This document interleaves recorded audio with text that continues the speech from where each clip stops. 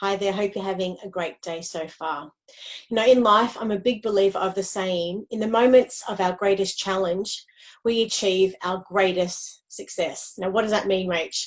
Well, I actually see that during the times in our life that we are encountering our greatest struggles or hardship, we actually grow. You know, as hard as it is to see it at that moment, we inevitably go through personal growth and development.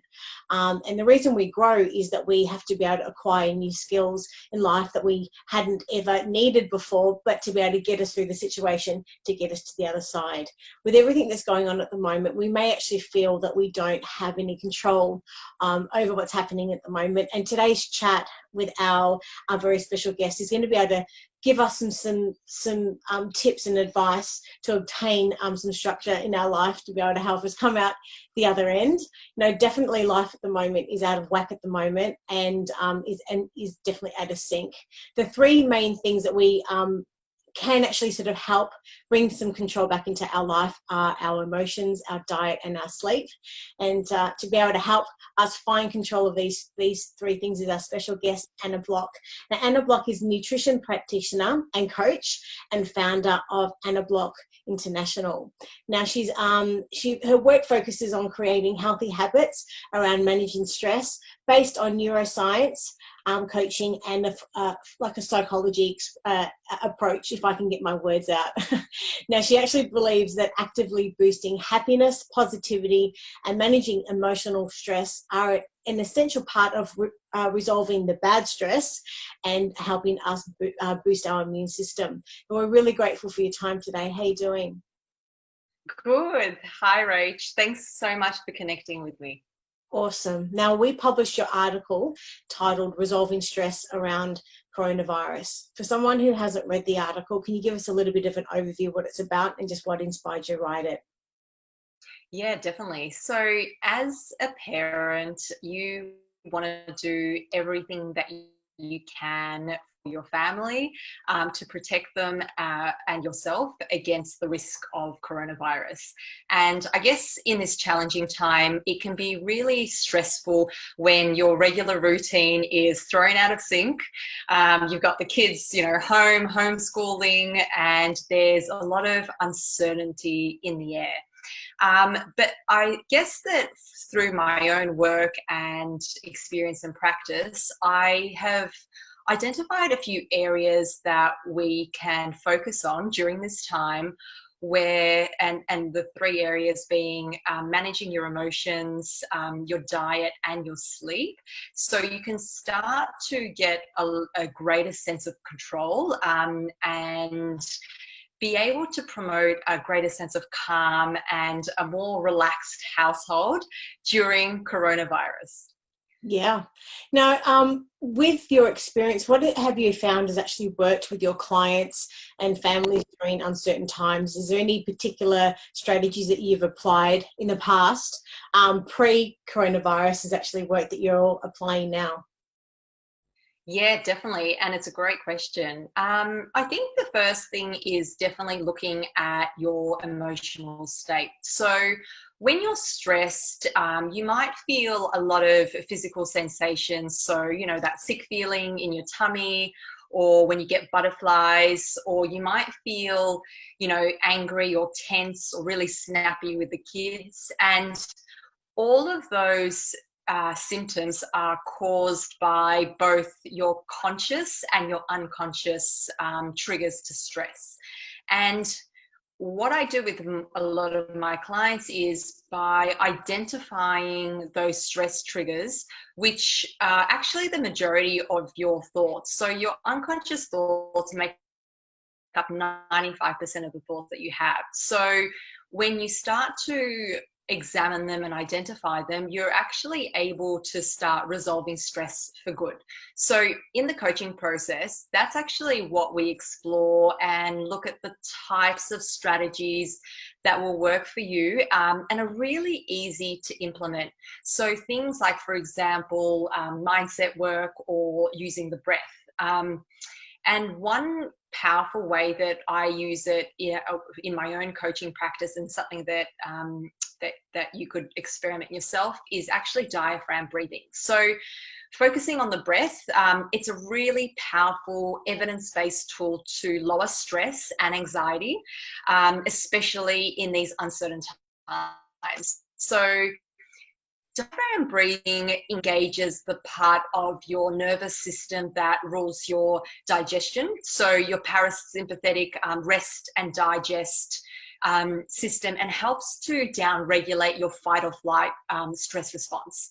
And that in turn will influence things like how your body then utilizes the food that you eat so it can support a healthy gut. It means you'll lower your perception of stress. And you'll also have a stronger immune system to actually be a lot more in a better position to fight viruses like coronavirus. And other ways that can support you feeling a lot more calm and managing those emotions and feeling more relaxed and positive can take the form in, for example, meditation, deeper breathing, and, carving out time to do things that you love as a family. And look, you can experiment with a practice or an activity that resonates with you and your family, and see which one works best. The key, though, is to create a habit out of it. So it integrates into your and your family's routine as a way to approach this challenging time, and be a lot more better equipped to manage stress effectively. Okay, so it's about finding the breathing techniques overall that works. There's so many different breathing techniques out there. It's a matter of just finding which one works best for the parent and for the family to help them manage their emotions. Is that the key point, you think, with managing our emotions, is just finding ways to reduce that anxiety and the stress, is to breathe and to calm ourselves down? Yeah, so look, breath is definitely one of the aspects that I found in my own experience and with my clients that works well to tap into the physiological side of the stress response. So, the fight or flight, Yep. And down regulate that. But there are definitely a lot of ways to actually do that. So, the key, though, is, I guess, finding a practice and a habit that you can actually integrate into your day-to-day routine. So you can get a lot more benefit out of it, so you can lower your perception of stress. Yeah, and mindfulness is a really, really great technique too. And mindfulness is just being in the moment, irrespective of what's happening around us. And I'm a big Oprah Winfrey fan, and her mindfulness technique, I've heard her say many times, when she has a morning cup of tea and she just has that moment when she's just stirring the tea and just, has that moment of actually there's nothing else happening. So it's a matter of just to manage our emotions, find either a breathing technique or a mindfulness technique to help, so that you can actually create a routine and do that on a daily basis. Is that what you're saying?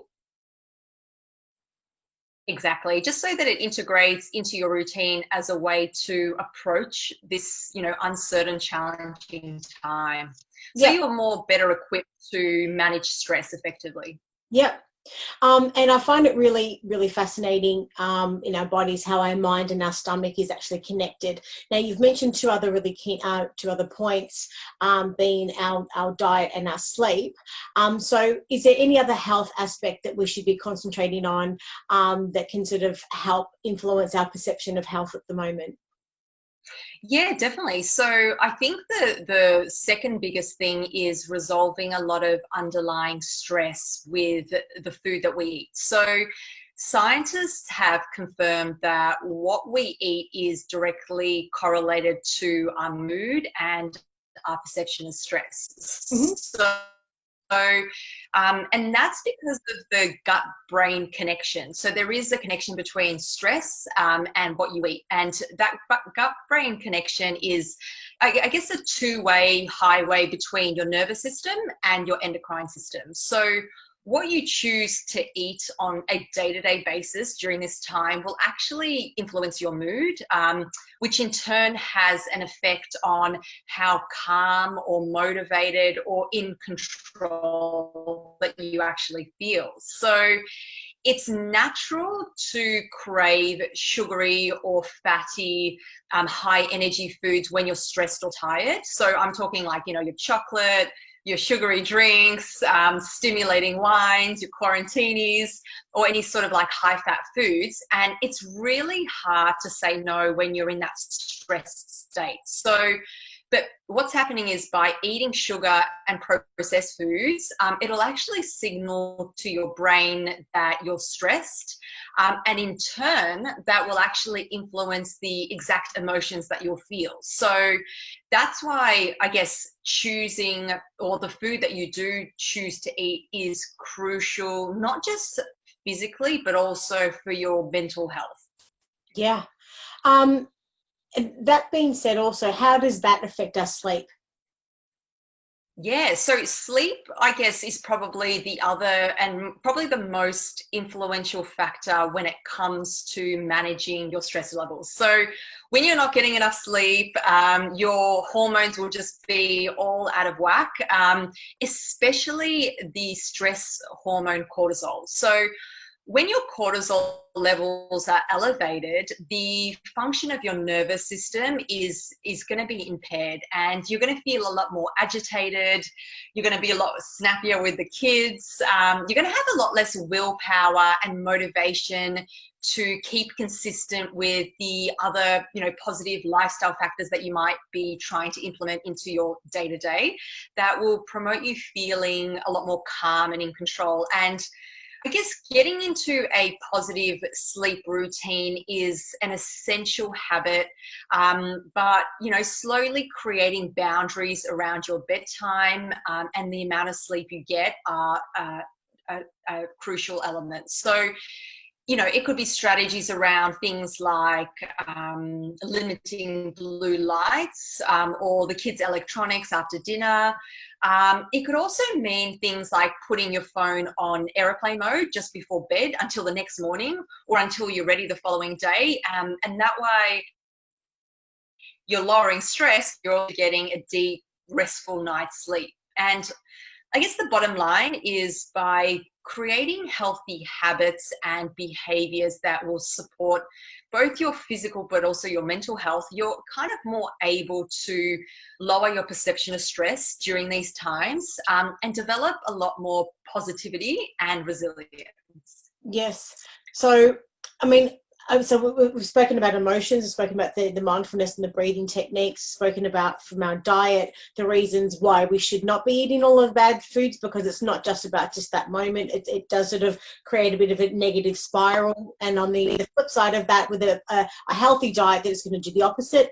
And the third part is the whole reasons why we need to be able to get ourselves into a positive sleep pattern, as you just suggested, with the lights and no technology before bed and all those things as well. But is there anything else you would be suggesting for our families at this time that they should be focusing on?